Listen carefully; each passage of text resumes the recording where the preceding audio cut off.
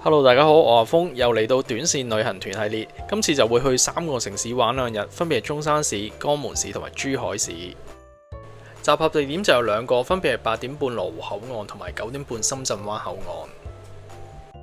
我今次都係揀咗喺深圳灣口岸集合。今次呢間旅行社嘅集合點就有啲唔同啦，佢係喺茶餐廳對出位置集合嘅。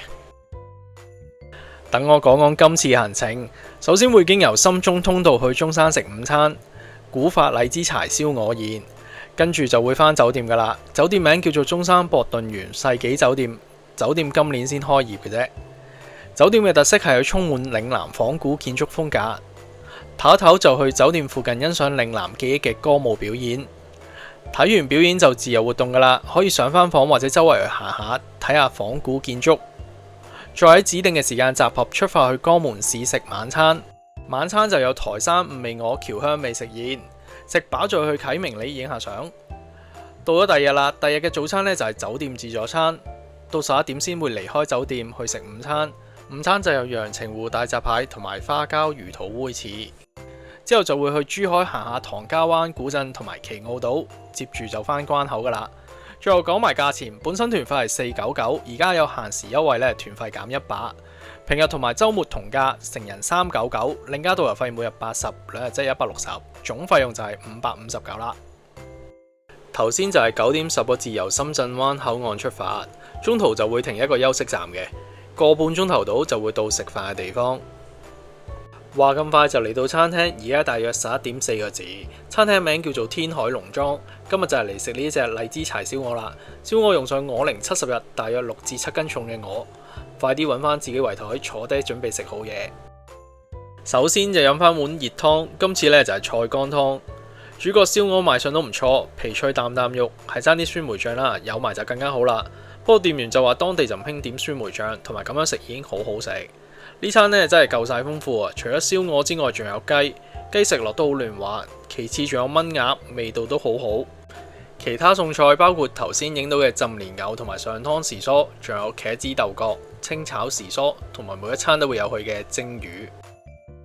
食飽就繼續行程去今晚住嘅酒店，車程大約1個鐘。酒店係行嶺南仿古風格，從外面睇同一般住嘅酒店好唔同。攞咗房卡就上房啦，上到嚟見到走廊裝修非常之新啊，而且設計幾靚幾時尚，同酒店嘅外貌係2個風格。行去房間途中仲經過一間自助洗衣房，雖然跟團就比較少用到啦，因為都係住1晚，第2日都返香港噶啦。但如果自由行住幾日呢，有需要都有得洗衫，夠晒方便。等我做個簡單嘅 room tour。一入門口左手邊就係浴室同埋廁所，設計都比較新，空間都可以。洗手盆對上塊鏡呢係有燈嘅防霧浴鏡，輕輕撳一撳藍色個掣呢就着燈噶啦。而台面左手邊就有基本嘅用品，例如有梳、浴帽、牙膏同埋牙刷。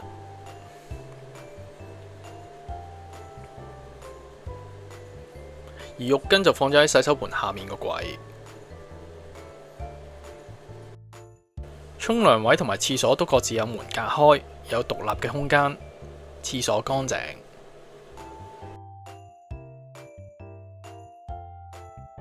沖涼位就係企缸設計，沖涼位就有花灑同埋頭頂連鳳頭花灑選擇。因為裝修夠新啊，所以都好乾淨企理。另外都有齊洗頭水、沐浴露同埋護髮素。睇睇個水力同埋熱水得唔得先？呢度都 OK 唔錯。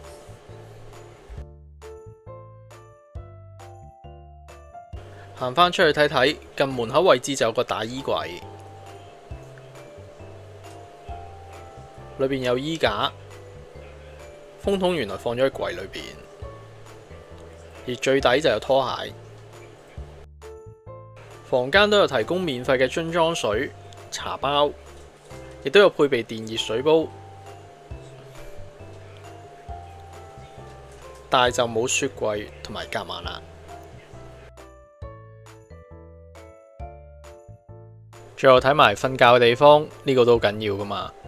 望落都算大，枕頭同埋被鋪乾淨，房間嘅用色都幾柔和，感覺舒服。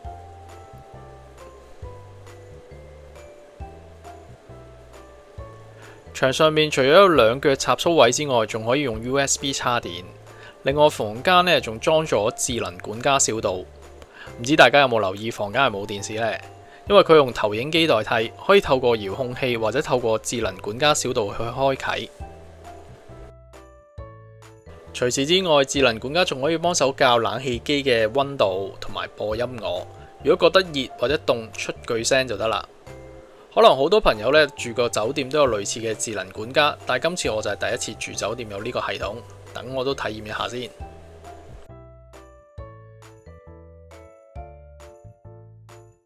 小度，小度，我在，請打開窗簾。已經打開窗簾。我呢款就係普通房型，如果大家係前10名報名，仲會有得升級為露台豪華房。酒店就冇乜設施，只有一個健身室，位於2樓。喺準備去睇歌舞表演之前，趁有時間周圍行下睇下啦。原來唔知酒店外形係嶺南仿古建築風格，由酒店大堂行出去，戶外都係以相同風格設計，好似去咗一個迷你嘅古鎮。喜歡呢類風格嘅朋友都會覺得幾靚，加上今日咁好天氣，應該有好多位置可以影下相。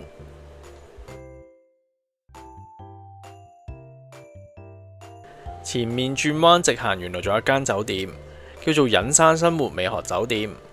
喺網上睇呢間酒店嘅相呢，裝修風格完全唔同，有一種藝術嘅氣息，望落都唔錯。行下行下都有啲鋪頭嘅，好似呢一間喺門口嘅指示牌睇嚟似係關於風水同埋家居擺設。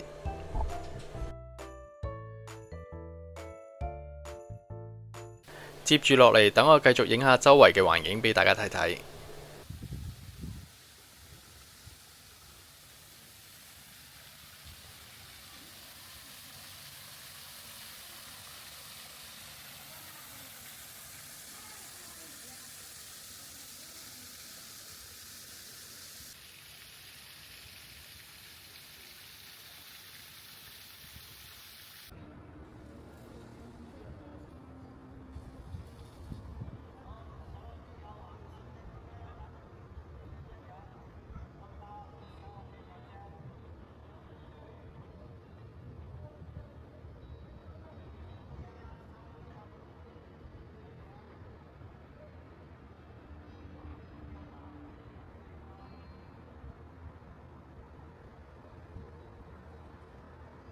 好快時間就嚟到2點半，返5樓酒店大堂集合，等導遊派歌舞表演入場券，由酒店職員帶大家行過去。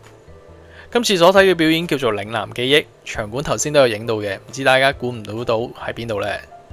佢就係喺酒店附近，位於紅博城6樓高峰論壇裏邊，成個路程大約行5至6分鐘。跟住落嚟我就節錄咗部分片段，大家一齊欣賞下。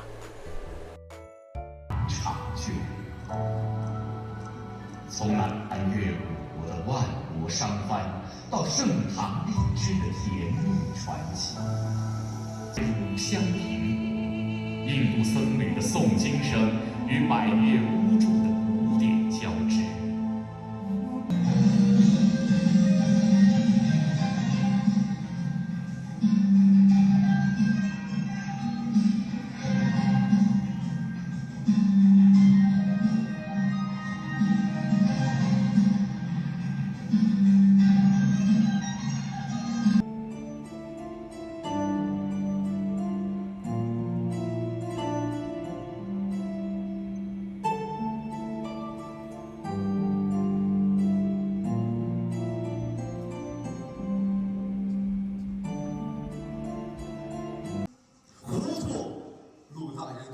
族谱還在我懷裡，你得活着。族譜，可這天下早已沒有宋了。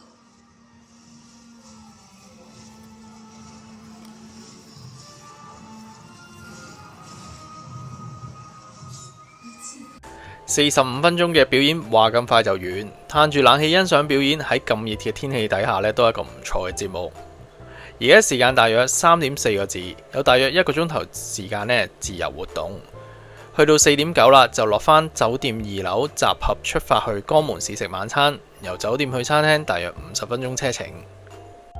今餐晚餐就係台山五味鵝僑鄉美食宴。之前跟團呢都有食過五味鵝噶啦，食過味道都唔錯。另外導遊仲話呢一餐有黃鱔飯食喎，咁就更加期待啦。行入餐廳睇睇啦，餐廳嘅面積都好大。近門口位置見到有魚乾同埋三晚海鮮，有啲似曾相識啊，好似去咗我哋香港嘅酒樓。而我哋張台就喺最前排近舞台位置，餐台就比第一間餐廳大張，所以都坐得比較舒服。首先就飲個熱湯，另外仲有小炒王、臘味炒椰菜花、炆南瓜、蒜香雞，雞都唔錯，都嫩滑。魚餅、五味鵝，鵝肉 OK，味道爭少少。清炒椰菜、蒸肉餅、蒸魚、魚香茄子都幾惹味。最後就有黃鱔飯，如果團友唔食黃鱔飯嘅話，可以要求白飯嘅。黃鱔飯夠乾身夠味，加上芫茜嘅香味，我覺得呢碗好好食。餐廳門口仲見到喺度燒燒鵝，用上荔枝茶去燒，呢啲真係好難喺香港見到。下一站就嚟到啟明里，講少少喺網上揾到嘅背景資料先。啟明里係喺1914年興建，由海外華僑返嚟投資興建嘅，係江門現存較為早期並且保存較為完整嘅華僑村落之一。啟明里係以傳統嶺南騎樓建築為主，部分建築係經過修葺嘅。巷仔會見到有描繪以僑鄉生活、歷史故事為主題嘅壁畫。之前我都有去過其他地方睇騎樓建築㗎啦，不過轉咗做夜晚兼有燈光配合底下呢，又有唔同嘅體驗。其實附近仲有一個33墟街，都係江門老城區值得參觀嘅地方。不過今次行程就冇包括喺裏邊啦，有機會下次參觀嘅時候拍俾大家睇睇，分享一下。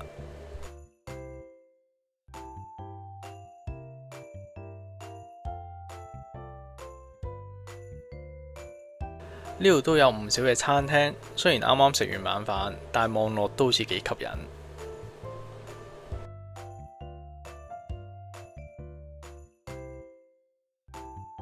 由於返到酒店都差唔多9點幾，附近都冇咩商鋪或者食肆會開㗎啦，所以參觀之餘要預留時間買埋宵夜或者甜品。呢度係會逗留1個鐘頭。大家行完買完都夠鐘集合返酒店啦。返到酒店，等我介紹我今晚嘅宵夜。我就買咗4款味道嘅糕點，另外仲買咗個即煎嘅豬扒牛角包。雖然就凍咗，但牛角包仲有少少脆，而豬扒都夠味，呢個好好食。聽日嘅早餐就喺酒店5樓度食嘅，時間就係朝頭早嘅7點鐘至到10點鐘。嚟到第二日睇睇早餐有啲咩。飲品方面就有咖啡同茶。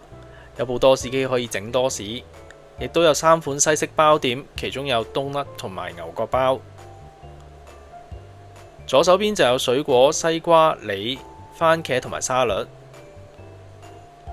當然唔少得粥品，有白粥同埋皮蛋瘦肉粥。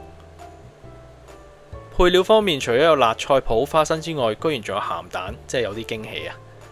蒸籠裏邊就有粟米同埋番薯，隔離個籠呢就係饅頭同埋中式包點。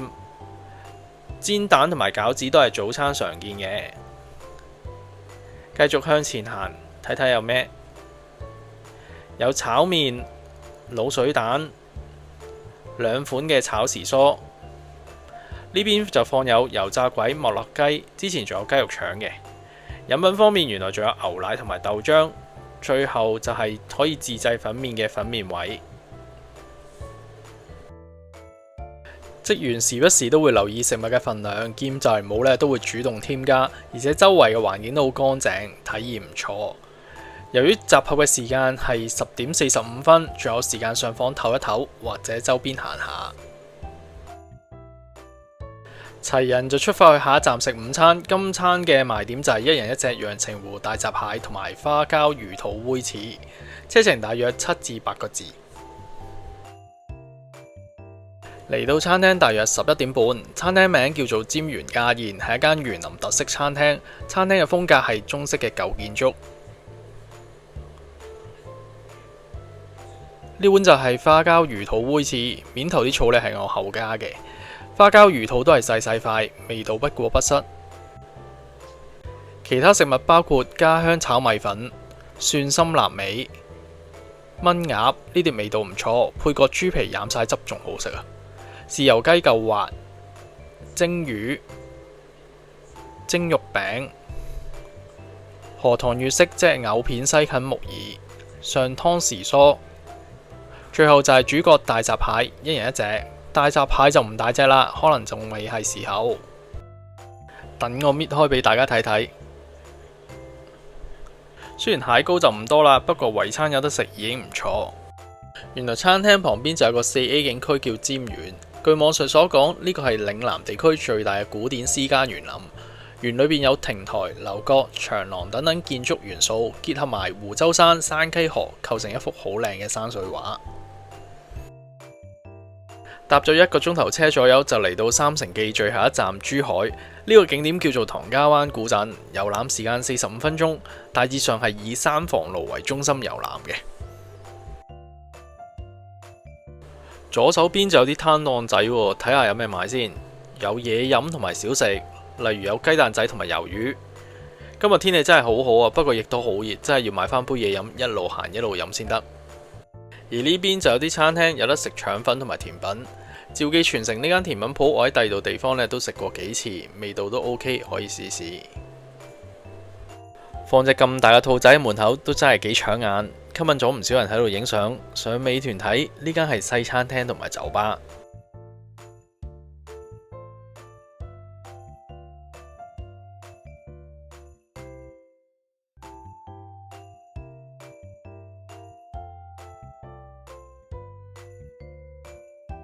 行行下就見到有個位置叫做三房驛站，好有古時嘅感覺啊！不過就由馬變咗做電動車，接載居民或者遊客免費穿梭古鎮。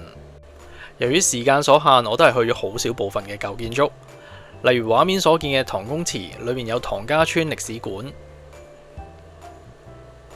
而呢座建於1911年嘅學鏡堂，結合咗中西合璧建築風格，更被政府核定為不可移動嘅文物。想再了解多啲歷史文化，就要入去唐家灣鄉師館，簡單登記就可以免費入場噶啦。嚟到最後一個景點就係奇澳島啦。今次主要行一條街叫做白石街，呢條白石街全長大約1000米，係由花崗岩鋪成嘅，感覺都比較特別，係一條好有歷史嘅街道。同好多景點一樣，呢度都有好多攤檔仔賣嘢食、賣嘢飲咁樣，仲有傳統食品可以試試，例如雞屎藤、艾果。價錢都幾相宜。今日就係星期日嚟嘅，好多本地人嚟行，夠晒熱鬧啊！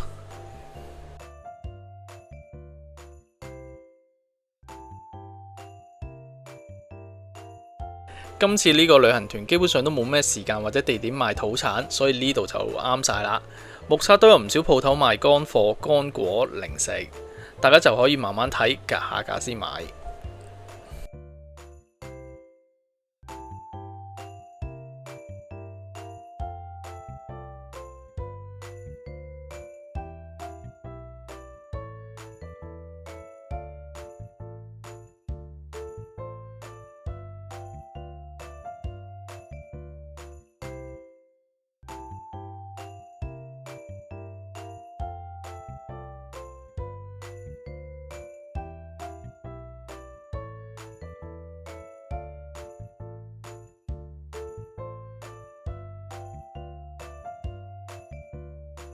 沿途仲有唔少嘅鋪頭，除咗果汁店之外，仲有茶餐廳。呢間茶餐廳仲有得食海沙煨雞，都幾特別。睇門口嘅展板所講，做法原來係將隻雞用錫紙包住，然後放入560度高溫嘅海沙去焗。咁樣做法，隻雞應該都比較鮮嫩兼保留肉汁，諗下都覺得好食啊！等我都幫襯下買啲涼果同埋小食。涼果就係樽裝，20蚊一樽，35蚊兩樽，3樽就50蚊。種類都有好多啊，有話梅、陳皮、骨紅，仲可以試食，試啱先至買。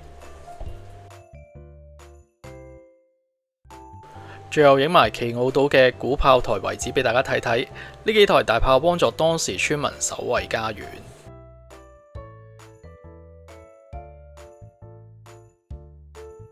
望到咁靚嘅風景，亦都為呢一次旅程畫上完美嘅句號。今集短線旅行團系列就嚟到呢一度，訂閱咗我頻道嘅朋友，多謝你嘅繼續支持；而未訂閱嘅朋友，好簡單撳一撳訂閱掣就可以訂閱我個頻道噶啦。多謝大家收睇我嘅影片，下集再見。